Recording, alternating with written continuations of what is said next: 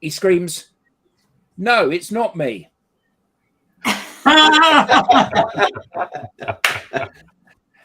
Hello, everybody, and welcome to another exciting edition of the Digital Download. The Digital Download is the longest running weekly talk show on LinkedIn Live. The longest running business weekly talk show. Probably the longest running talk show on LinkedIn. Probably the only long running talk show on LinkedIn Live. Anyway, this week we are talking about mental health in sales. Sales is a tough industry, a tough job for people to do. There's no secret in that. It's fraught with rejections. Your longevity in a role is based on what you do today, not what you did yesterday. So a successful Q3 doesn't necessarily mean that you will have a job after Q4. This is a tough way to live your life, isn't it? Constantly a string of hello, can I just have a couple of minutes of your time? No, you can't. Oh, this countless stonewalling, no's, feeling that people don't want to talk to you. No wonder breakdowns, addiction, burnout, depression, low self-esteem are all rife amongst salespeople. So against this background, how is it possible that anyone is able to maintain a decent life balance in sales? And is there anything that we can do to change that? So that's going to be the topic of discussion today. But before we do any of that, let's go around and introduce ourselves. So first of all, to you, Jensen. Hi all, I'm Jensen Abbott. I work at Supero, and I'm a proud, happy DNA associate. Alex. Hello all, Alex Abbott, founder at Supero and happy and healthy DLA partner. William. Hello all. Yeah, William Shorten. I'm an associate with DLA Ignite, and I also run my own consultancy, William Shorten Learning Solutions. Jordan. Hello, I am Jordan Abbott, B2B social influence and interaction advisor at Supero. That's a mouthful. And I'm also a happy and healthy DLA Ignite partner. Tim. Hi, I'm Tim Hughes. I'm the CEO and co-founder of DLA Ignite, and I'm feeling very good today. Very happy. Yeah, thank you. And as always, saving the best till last, Tracy. Because I always squeak in because this is only 7 a.m. for me. Fair. Hey everybody, I'm Tracy Borison, founder of TLB Coaching and Events, and I am a super duper enthusiastic DLA Ignite partner. Woo! I prepped that one. It's really interesting, isn't it? I mean, obviously, I gave an intro about how sales is a tough job, and everyone's understandably quite miserable when they're in sales, and stressed and suffering from all of these kind of anxieties and things. But what's really interesting, because we all have kind of either completely or partially sales roles, what's really interesting is that everybody began by saying, I'm a happy and fulfilled and delighted DLA Ignite proud partner. So you guys are not the norm from this perspective. So before we get into why you're not the norm, tell me about your experiences of being unhappy in sales. Who would like to share something? And why were you unhappy in sales? I had to bloody cold call. No, I'm kidding.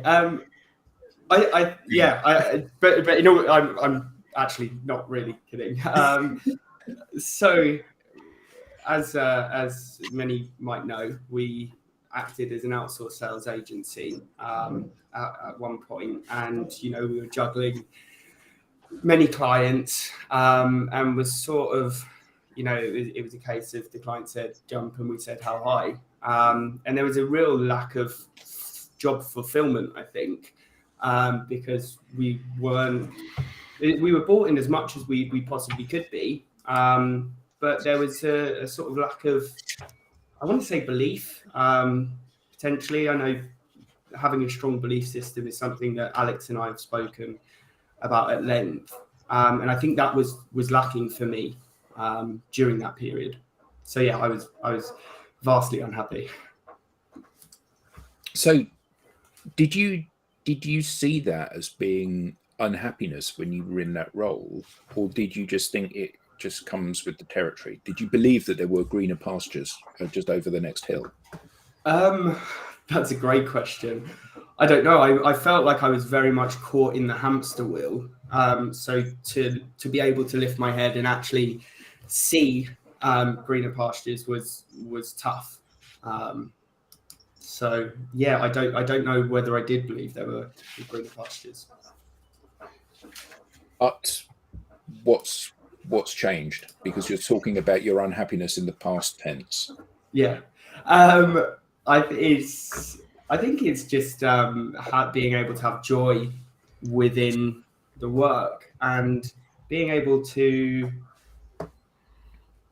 honor my passions of creativity. I think it was very monotonous previously, whereas now, you know, every day's different and I've got the control to make every day different, which is exciting. So just checking, Jordan, you're not cold calling anymore? Nope. So you have you moved out of sales, or what's no? Still in sales. I just talk with people in a very solicited manner. You know, okay. Building mutual relationships rather than hammering the door down or you know, hammering the phone down. So how about you, Jensen? Because you're always smiling. So you're not too miserable with your lot in life. Yeah. So what has how were things for you, and how are they now? How are things for me? Okay, being totally transparent, I would say I thought things were awful. I thought the job was awful. I didn't think I was the right person for the job.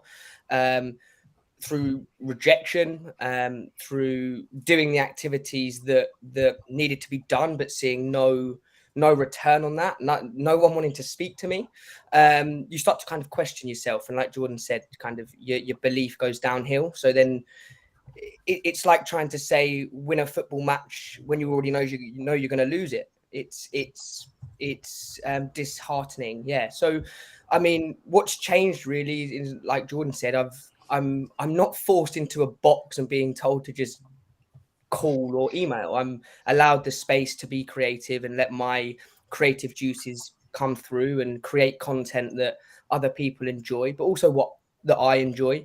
I'm not being pushy with anyone, so I'm not trying to force people to read my content or anything like that. Like Jordan said, I'm completely just open to having a conversation, finding out more about the other person, and just building those relationships. And I've felt that I've been able to be myself a lot more. I'm happier when I'm talking to potential prospects or anyone really on LinkedIn. It's more enjoyable for me, and I'm sure it's more enjoyable for them. But what does that look like in terms of success? Because it's one thing to spend your time doing stuff you love, and it's something else entirely to spend your time doing something you love and being successful. So previously you were doing something you hated. The payback must have been that you were getting massive results for that. Otherwise, surely that's a grim existence, isn't it? Yeah, I mean, look, I'm able to have a lot more conversations with a lot more people and people that are higher up within organizations. And that's something that I was never able to do at the start of my sales career, kind of having me reach out, them knowing that I'm trying to sell them something. I don't get given the time of day, or maybe because I'm very young and I don't have the experience or expertise, where changing my mindset, and which does take time. It's not easy. Changing my mindset and the activities that I do within the day, to then be able to have these types of conversations with these people, and not just that, them reaching out to me to ask questions about the content I post. That's where kind of the real sense of purpose comes from, because now I know that people want to absorb my content. Two, it resonates with them because they're asking me questions around that. So that's where I'm then happy, as I have those people that that are now talking to me and willing to give me time to have a conversation.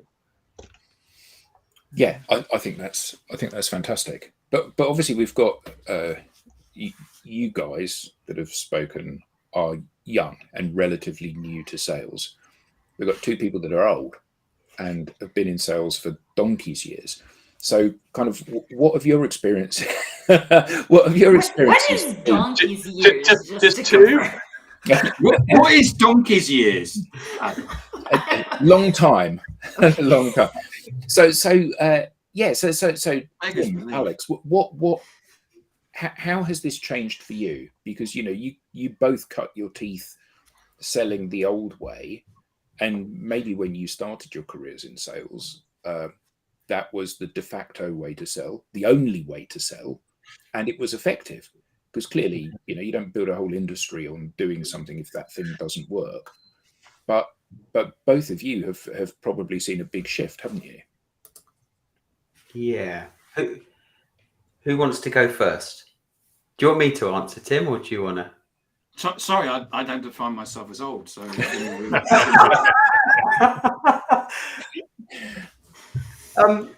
Okay, I'll go then. I think so. There's a few thoughts in my mind because you started off, Adam, asking the question about kind of what was it like before? What were the worst times? And I've had some pretty awful experiences in sales. From a CEO at a company saying, what are you doing? After giving me like a scolding because there was a pause in the conversation, to which I replied, well, I'm thinking about whether or not I want to be here. and losing my job in 2005, hitting kind of a depressed state around 2006-07, not knowing what it was, just my body shutting down. As a result, I think, of just the pressure of sales, the anxiety build up and what have you. So what form did that pressure take? Because obviously you've got your organization, which is setting you targets which are going to stretch you or be unrealistic. But is that the only pressure that you had? Yeah, well, a lot of it was the pressure I put on myself, wanting to do well. But a lot of the pressure was from, the people around me, my manager and my manager's manager. And so, I think if hindsight's a wonderful thing, right? So if I look back now, what I didn't have was a clearly defined, pathway, a clearly defined set of activities or behaviors that I could do on a daily basis, knowing that I was making progress, even if it was just one small step after the other. And it was more about, well, here's your number. You need to hit your target. Why aren't you hitting the phones? Why aren't you sending messages? Now I was able to find a system under that pressure myself, but it wasn't fun getting to that point.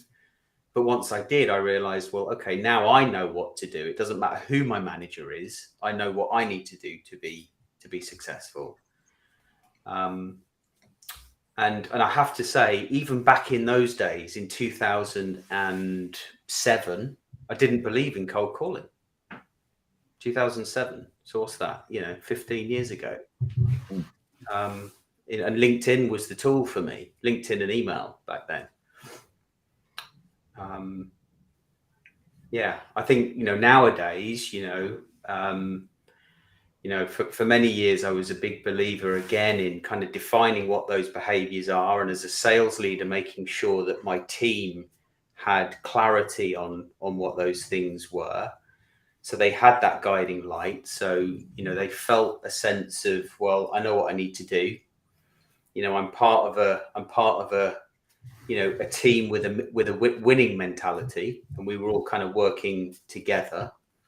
But not every team or company has that, I don't think. And I'd say, in the last few years, in the last, 15, 18 months since, myself, Jordan and Jensen started the journey with DLA Ignite, having gone through the pain of being an outsource agency, thinking we needed to do cold outreach the traditional way to help make our clients successful, even though, I didn't believe in it myself many years ago. We went through that pain again. We all felt it together, despite how good we thought we could be.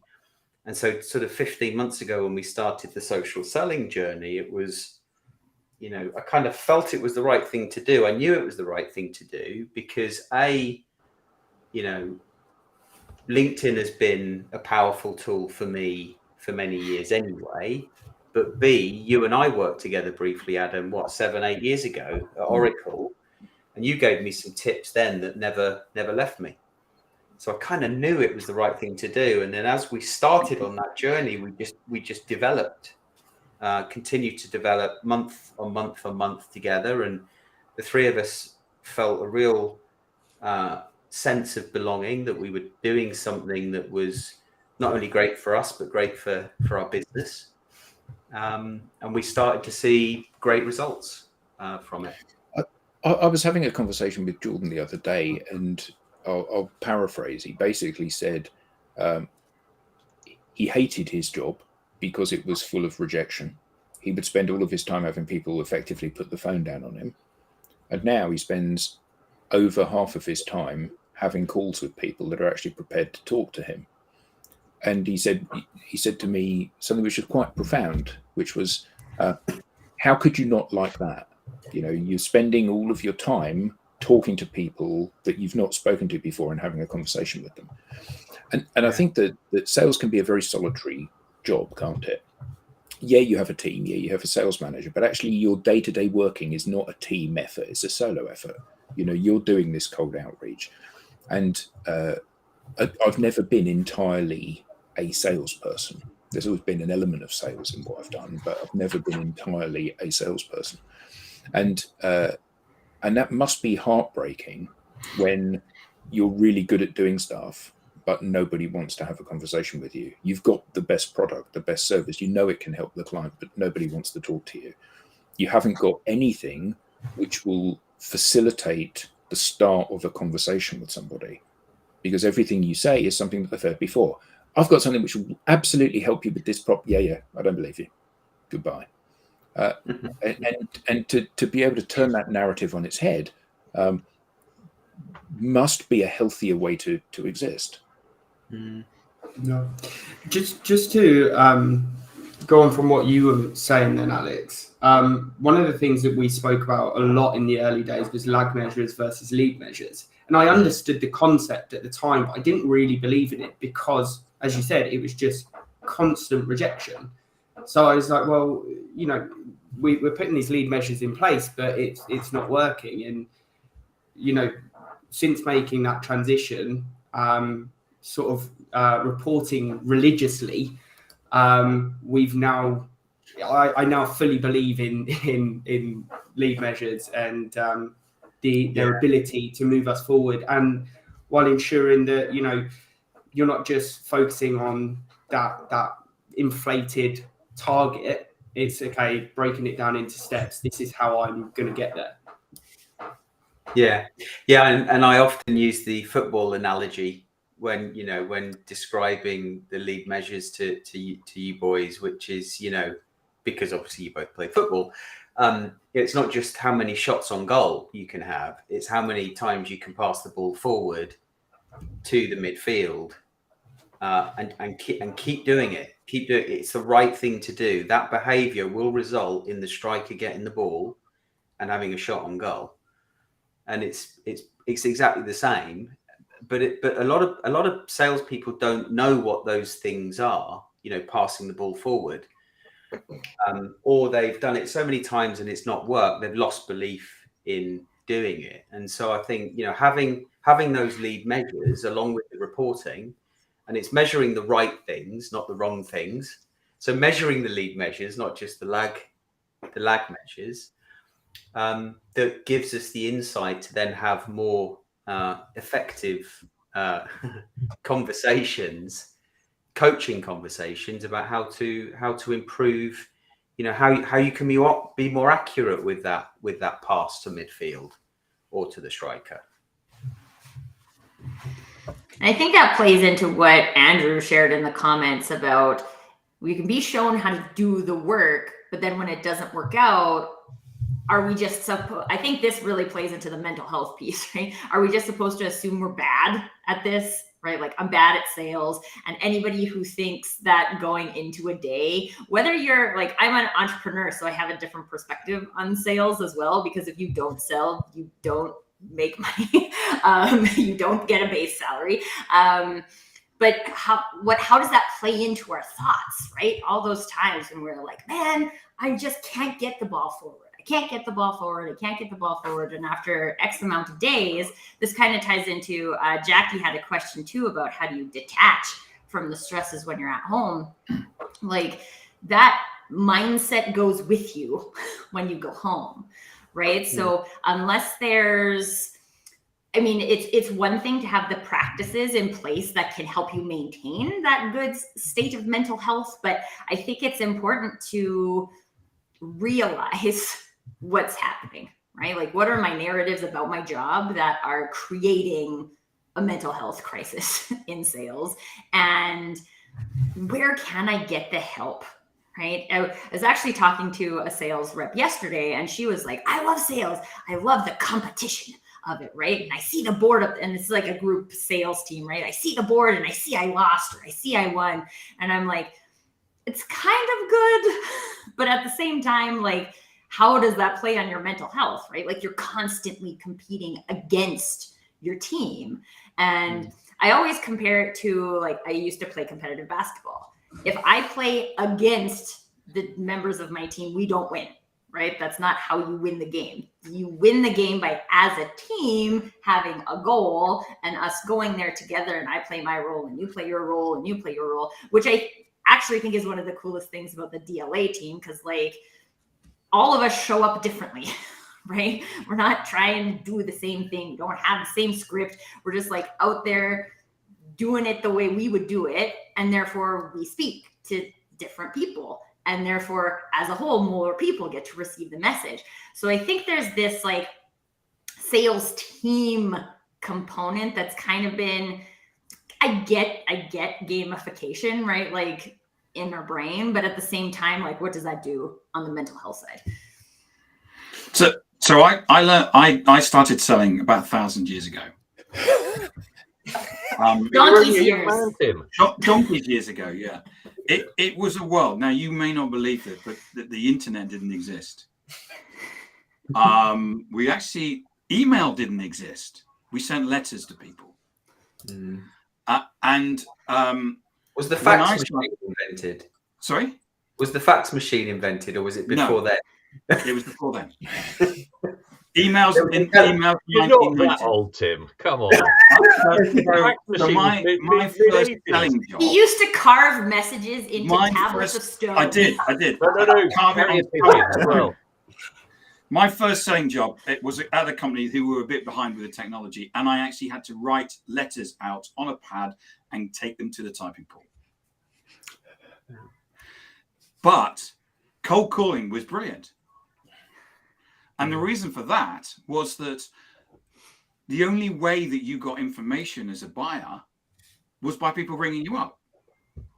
So actually, when we cold called people saw you as a person that was going to give, what's going on in the marketplace, what are the things, and the same with events. Events was a place where you went to find out what was going on.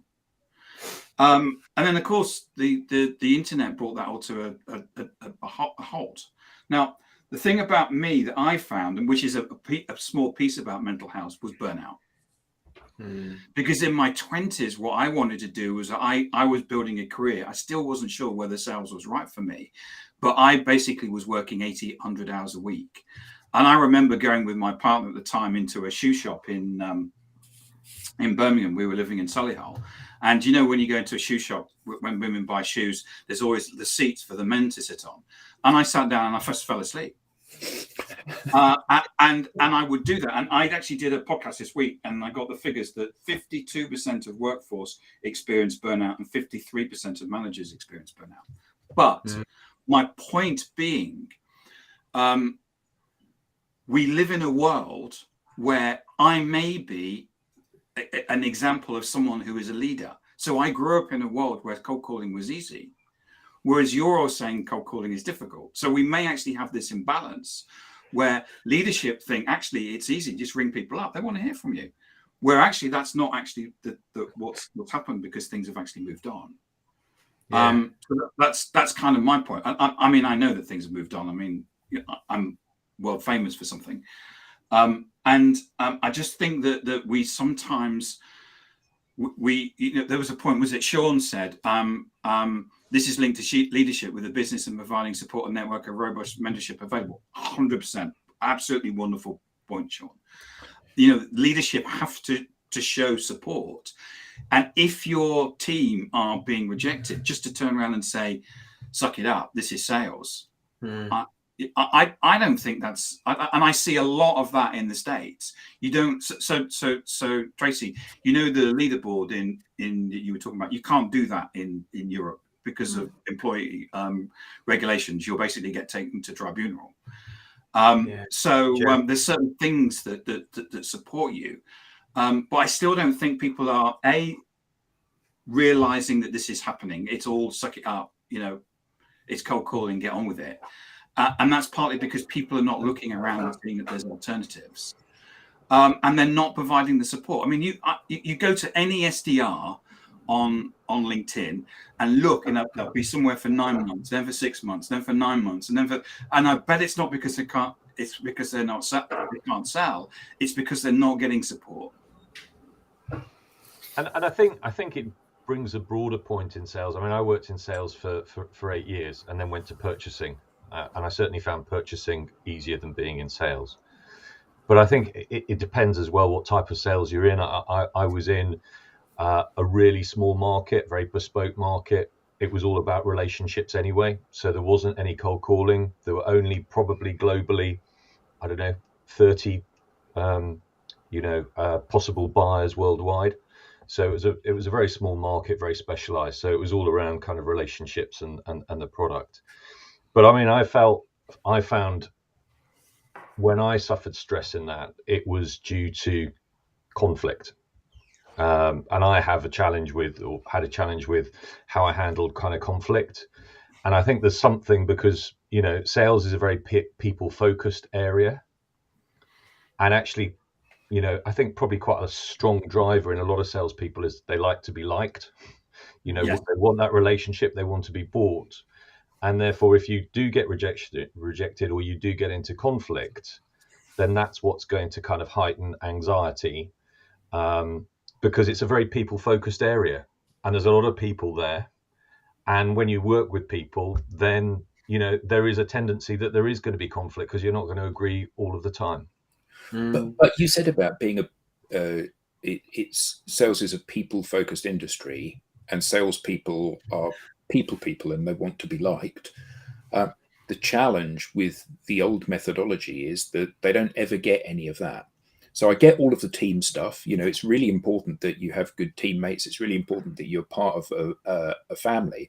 But actually, when you get on with doing your job, the selling bit, what you don't get is any of those people interactions. What you constantly get is that rebuttal that I'd like to just have a quick conversation. I haven't got time, not interested. No, thank you. We're not interested. We're not buying. Whatever it is that and you get that told that again and again and again and again and again and again and again. And that becomes a pattern, doesn't it? That's the point, that the fact that you've got a supportive boss, and not what Tim was saying, if you've got a supportive boss that says, okay, let's try to find another way to tackle this problem because that isn't working. But if you've got a supportive boss that just puts their arm around you and says, never mind, tomorrow will be better. Well, tomorrow won't be better.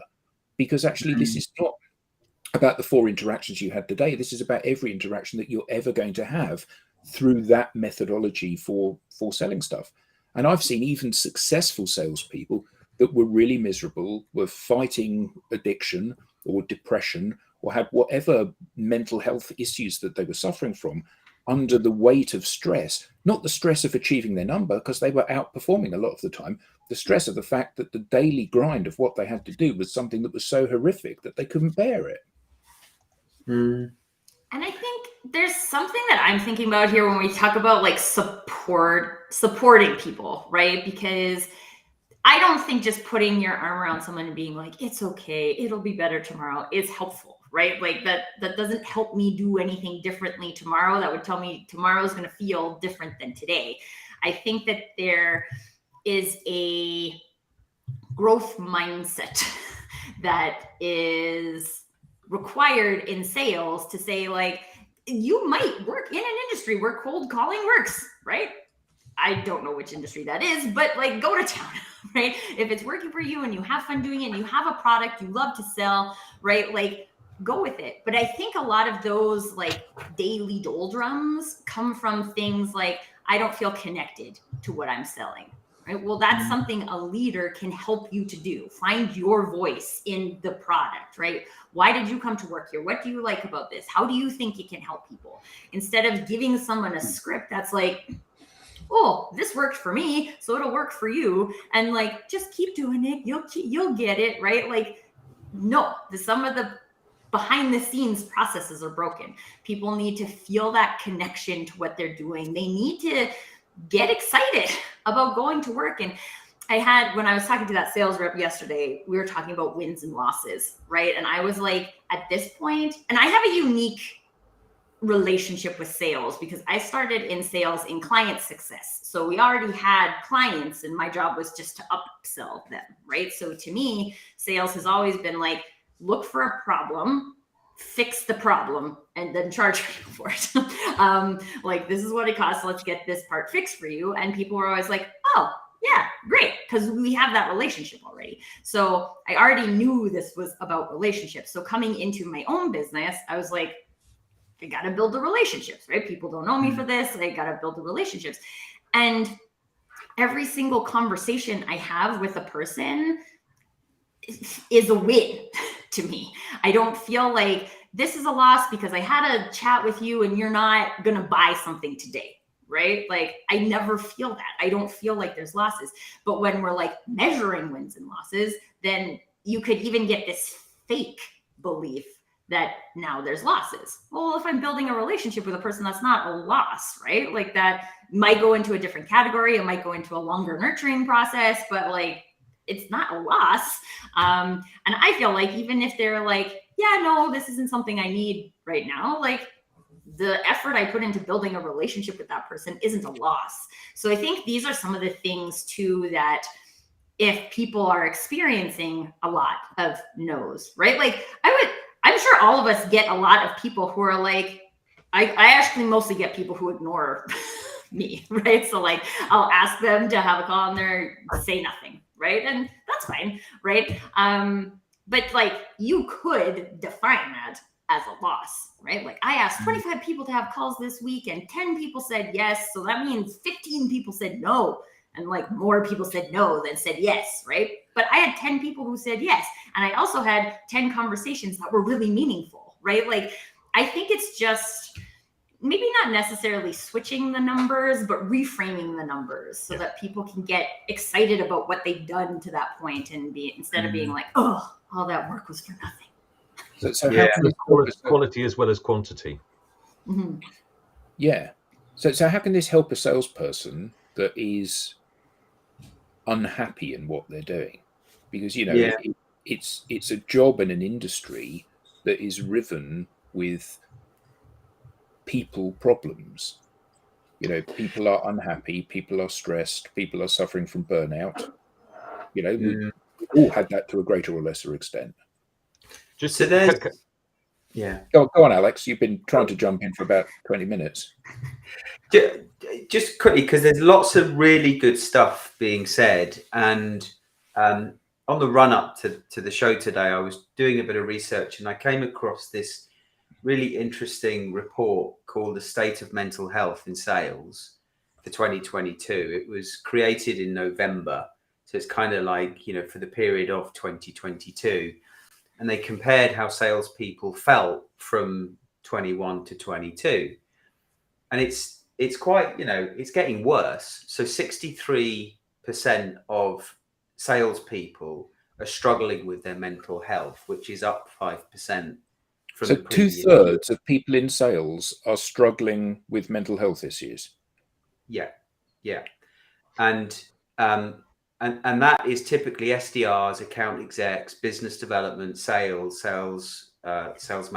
managers, leadership. That's jumped from something like 43% to 60% of sales leadership are struggling with mental health in 2022. And the biggest reasons, the top two reasons, in second place, it's missing target. So of everybody surveyed, I think there was like 700 people surveyed, 40.6% say the missing target. And I think, and the number one is micromanagement. So I think cold calling is 1, 2, 3, 4, 5, 6th on the list. But the point I'm about to make now, which I think is the most important point, is the reason salespeople are missing target. There's a number of reasons, but one of the biggest for me is the traditional techniques don't work anymore. Buyer behavior has changed significantly, yet managers try and solve the problem by micromanaging, which is the number one cause of mental health issues, as opposed to being more supportive, shining the light on the pathway to being successful as individuals, and empowering them to do things that actually do deliver results, like what I think you were getting to, Adam, in terms of the journey that we've made recently from that, that switch from traditional sales techniques that no longer work to modern social selling strategies. And I think, if companies, wake up to that and start doing that, they're more likely to hit their number. There's less need to micromanage. I mean, and then there's a leadership, sales leadership challenge in itself there. Well. You said that a good sales leader, their job is to shine a light on the path to success. And Tim made the point earlier where he said, if I were a typical sales leader, when I began my sales career, cold calling, not only did it work, it was positively enjoyable because I was getting to talk to people.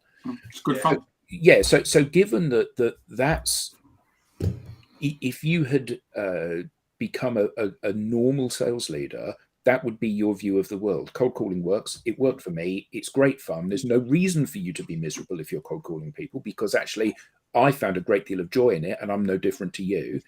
So that's the basis on which sales leaders are handing out, in quotes, advice to their sales teams about how they can be more effective and more fulfilled and more successful. I think a leadership position can quite often say that the cold calling, their mental view on the world is that it's fun. Though the other day I saw a sales leader share a post that was along the lines of, if you haven't pissed 3 people off by lunchtime, you're not cold calling enough. So then it's like, well, so now they're wearing that annoying prospect as a badge of honor, which yeah, absolutely. Yeah.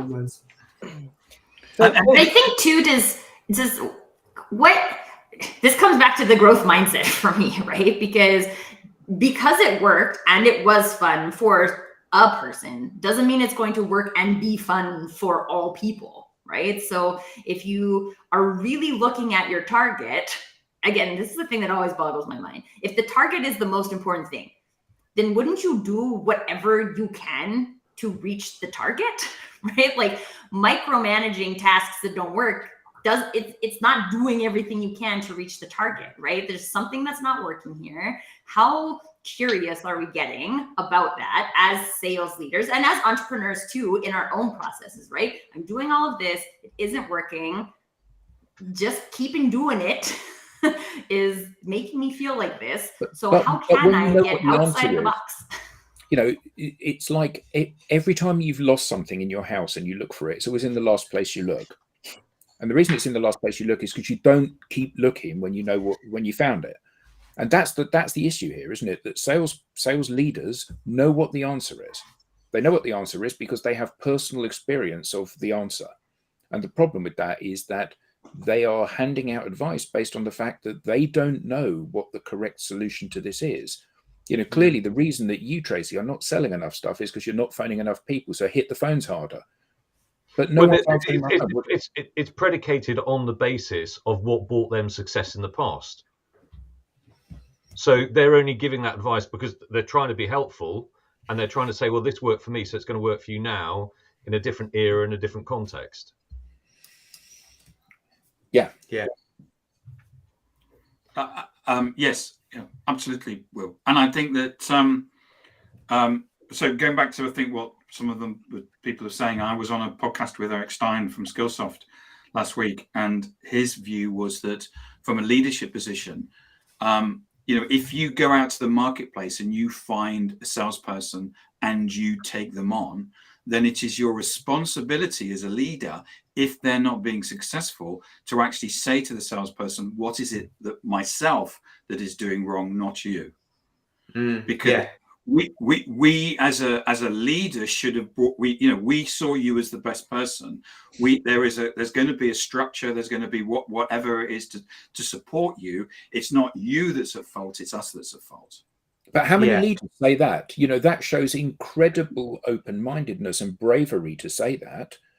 And that's actually not generally the way corporate structure works, is it? What normally happens is you're not it's about pointing the finger for who's at fault rather than saying, actually, I own this because I'm the leader. I need to make this better. How often have you ever experienced that, either in your work or now when we engage with hundreds of companies? I mean, it's a rarity. Yeah, exactly. You can literally count on the fingers of one hand the number of times that you've met somebody and they've said, this thing that we're doing, that I've been employed to do, this whole it's not working. Literally the number of fingers on one hand.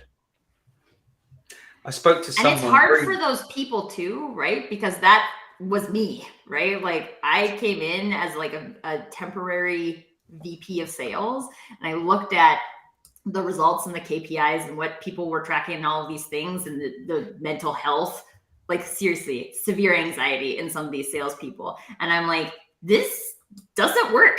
I don't know what part of it doesn't work, but like it clearly doesn't work as a group, right? So like, let's explore what we could do differently. But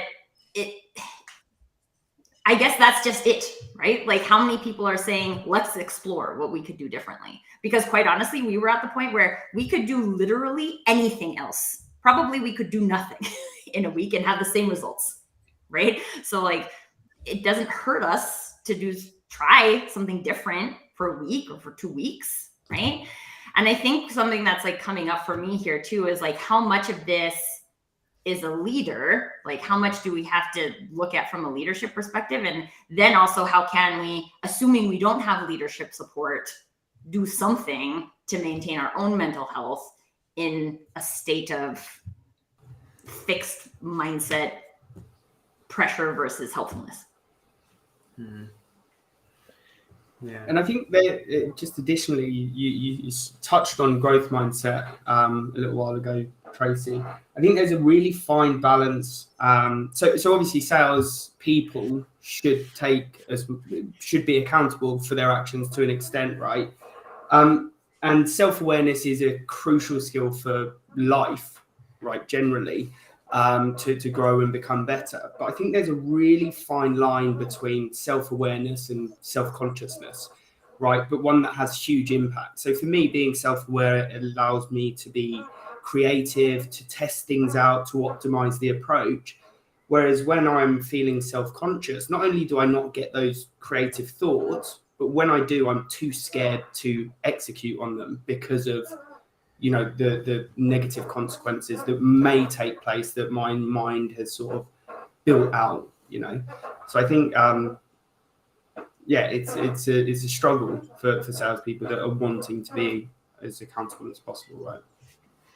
On that point, I wanted to share a quote that helped me kind of get through my journey as a sales. But I wanted to kind of give a little story first. So Tim, you wrote a post yesterday, I believe, saying the average attempts in cadence to reach a buyer for cold calling is 11.3, and for social selling it's 3.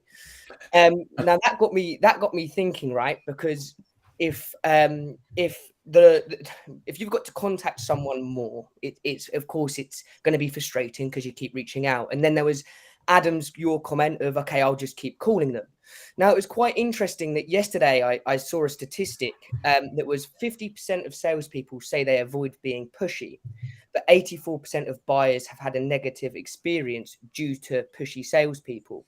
Now, if you're not hitting your numbers or your targets, and you're trying to run around a bit like a rat trying to get kind of meetings booked and opportunities, you're going to be more pushy. I think that's a fact. I was for sure last year. I was more pushy, more direct. I'd send content that I thought would be relevant to them, but actually it wasn't. It pushed them further away. So a quote that I quite liked was, "You can't see a reflection in boiling water. When the water calms, clarity comes." Now, the reason that was so important for me was because when I'd get wound up, I would tend to send more messages, more direct messages, trying to get those meetings.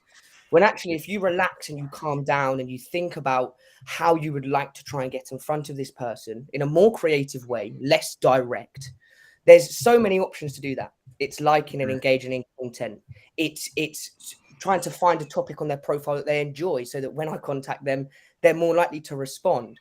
So I think it's also, to Jordan's point, of also being self-aware, knowing that, okay, if I'm being stressed, let me just take some time to relax a little bit more and think about these creative ways I can get in front of these people, instead of letting that pressure kind of seep in, and then you are being more direct, and actually you're pushing yourself further away from your goal.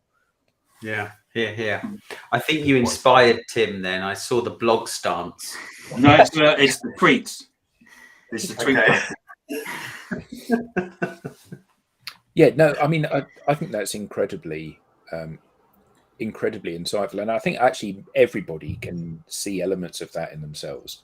You know, when the pressure is turned up, your work rate is turned up, and you have a panicked sort of behavior, don't you? Yeah. And you know, we see it in our own posts. You know, the posts that you do that get the most engagement and the most traction are posts that don't have a call to action at the end. They're posts that are just simply gifting something to your network. Here's a little bit of advice that I can give you. And the more that we try to follow that kind of absolutely. The more that we try to adopt that stance and kind of relax into it, because I think one of the mistakes that every organization makes with sales is that they assume that the buyer journey is the same as the seller journey. You know, so the seller journey is, I want to close this quarter, and the buyer journey is, I want to close at some point. And actually, it's the distance between these and the failure for the seller to acknowledge that. So, you know, I often kind of joke about this, that the company at which some of us on this call worked was famous for doing journey mapping, you know, but it was dressed up as customer journey mapping, and it was never customer journey mapping. It was always seller selling mapping. You know, here's the time we need to give you this bit of information to push you down this leg of the decision tree to arrive you at the place where we need you to be in order to spend money with us. It was never about helping empower and educate the buyer. And I think so often that's the case with sellers, isn't it? Yeah, all too often. You know, forecasting a deal that is nowhere near ready to be forecast because they've had a couple of interesting conversations with someone. Or because your sales manager has told you that you need to be forecasting more stuff. Yeah, exactly. Or the pipeline multiple needs to be 3x or 4x or 5x. Pipeline multiple. Yes. You had something interesting to say on that today, didn't you, Tim? I did, yeah. I've been talking about it last week. Yeah, it's an interesting one. Yeah. And is it a valuable thing? Does it help sellers? having a pipeline multiple that you're trying to achieve, does it help sellers and help them achieve and be more relaxed about things, or does it apply additional pressure? I always saw it applied additional pressure and made the salesperson focus on the pipeline multiple and not closing deals. Yeah, I agree, and I think unless there is that clearly defined, path to success, and the sales rep understands exactly what needs to be done to get the buyer, or to help the buyer navigate the buying process to the purchase, then it is a distraction. Because only once you know that, then the probability of where you're going to end up that quarter, that year, because it's a more accurate, truthful view of the world.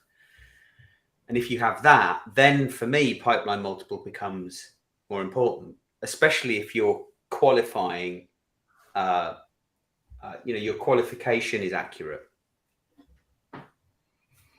But I think, like, I just have every client, prospect, potential lead, whatever we want to call them, is actually different, right? So like the person who's doing the buying, or the buying team that's doing the buying, they have a unique dynamic. They have a unique culture that they're working internally. So even though as a salesperson, I might have a standard view of how people consume my information in order to make a purchasing decision, that could actually be quite different with any given organization. And so if we look at, like, I come from software, right? It's not unusual to have a 2-year selling cycle, right? So like from the time this company first becomes aware of you, it takes them 2 years to know enough about you so that they can buy. Okay, so it's one thing to know, like, what do people need to know about me so they can buy? But at the same time, can I squeeze that for a small company that has a small decision-making team, that has budget available, that has like maybe the CEO just makes decisions and they have a problem, they want to fix it now. They could meet me today and buy tomorrow, right? So my process looks different than if, like, I know this company needs what I have. I'm going to nurture some leads at that company because I want people there to know who I am, but I don't anticipate that to close. But that, I guess what I'm getting to is that, like, is the average of that really relevant? Or is it more a permission to, like, pay attention to what you're experiencing from a company and use your knowledge about how that can impact the funnel to project things? Because the company I was at was always like, let's go for deer, right? Deer are people who have the budget now, who want to move fast. They're like agile. They want to make quick decisions, right? And so what you end up doing is trying to profile companies instead of build relationships with people. And then, like, sometimes it works, sometimes it doesn't. Sometimes a deer takes 2 years to buy, right? So then it just sits in the funnel with like a 30-day close expectation for 2 years. It wasn't a 30-day close expectation to begin with. I think you need to know whether or not there's a need or there isn't a need. If there's a need, then it's likely there's a purchase process that's going to follow. And so it's a question of ensuring that the purchase criteria that's being defined for that purchase is aligned to your strengths. And that can be quite a quick process, even in software sales. But if there isn't a need, then I think it's a case of finding the person that's got enough influence within an organization to align on the problem that you've either helped them identify, or they've got an inkling that exists that they want to solve. Or better still, the problem you've been able to cause for them, which you can then address. Yeah. Problem agitation. That's called starting. That's creating a compelling reason.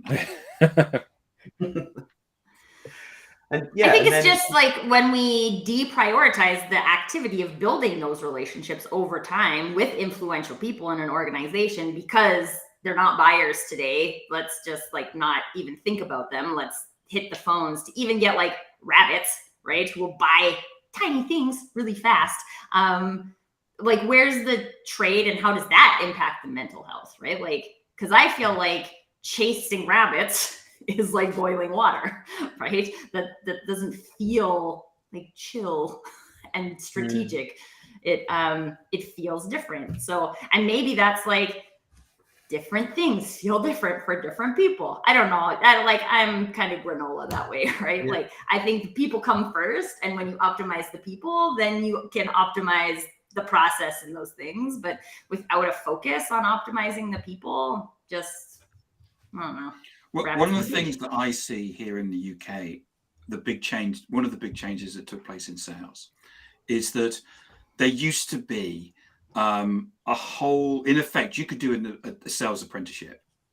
There was newspapers, and we used to get this free newspaper that came through the door every week, the Yellow Pages, and all these used to be places where you could go and you were taught a sales methodology, basically a way of contacting people cold, and you would go through a process. In effect, it was a black box. In effect, you were cranking a handle, and all of that is gone. So you had this pool of talent that you could call upon, who went through this in their early 20s, and you'd look at someone's CV and went, oh, they worked at Yellow Pages, then we must have this person because they've clearly got an understanding of sales as a process. And now what we're doing generally is, if you look at the average SDR, we're taking them out of university, throwing them into sales and saying, get on with it. And basically telling them to do something which everybody knows is broken, even though some people won't admit it. And it's like, I have so much, I have sympathy, because I understand the process, and I understand, but being thrown at that but not being trained is just a terrible situation for people to be in, and no wonder they're moving from job to job. Telling them they're the hammer and everything that they look at is a nail. Is a nail, yeah. And there just isn't that sales apprenticeship around anymore. And I think that, until someone is successful, what people are doing in sales is they're finding their way rather than being shown that it's actually a process. Can that be replaced by a mentor, do you think? That sort of apprenticeship can, if you find the right mentor. I think there's certainly onboarding way of doing it, that there is mentorship. And of course now, not exactly to counter your point, Tim, but there's the apprenticeship scheme now has been opened up in the UK as an alternative means of going off to university, which is more of a learning on the job approach. Now, I don't know, I haven't got details in terms of the sales apprenticeship, and whether there is a bespoke program specifically related to sales. I'd imagine there probably is, yeah. There is, sponsored by the ISP. But there you go. Yeah. And I think that people miss out on the training, and mentoringship being different from training. Yeah. And I think what I see quite often with enablement is about teaching you a tool. I'm surprised Rob Durant isn't jumping in about enablement and onboarding and stuff, but it's still going back to, this is the responsibility of your employer to make you've been successful in the past, they've recruited you, it's their responsibility to keep making you successful going forward. Yeah, that's a seismic shift, though, isn't it? In terms of how most organisations behave, particularly in sales. It seems from all of the salespeople that I talk to, it seems almost like it's contingent on them to manage their own development. Of which I think that still plays a part, because I think as much as we like organisations to step up and do it, and it goes for any field that you happen to be in. I think if you want to be good in that field, you have to take your responsibility for that. Absolutely, yeah. You can't just farm it out to somebody else. And it works even better if you've got an organisation standing behind you, going to support you through that process. Yeah. So I know we're almost out of time, but I wanted to go back quickly to Jackie's question about like what we could do as salespeople if we're not getting this support at work and we come home. Any advice from the crew on like how we can de-stress so that we can still be a human at home? Great if you've got some sounding board at home, you know, friend, family, partner who you can kind of share stuff with, and get some of that offloaded. Thinking about going out and doing other things, you know, exercise, other activities. So those would be my kind of quick fire things to put into the pot.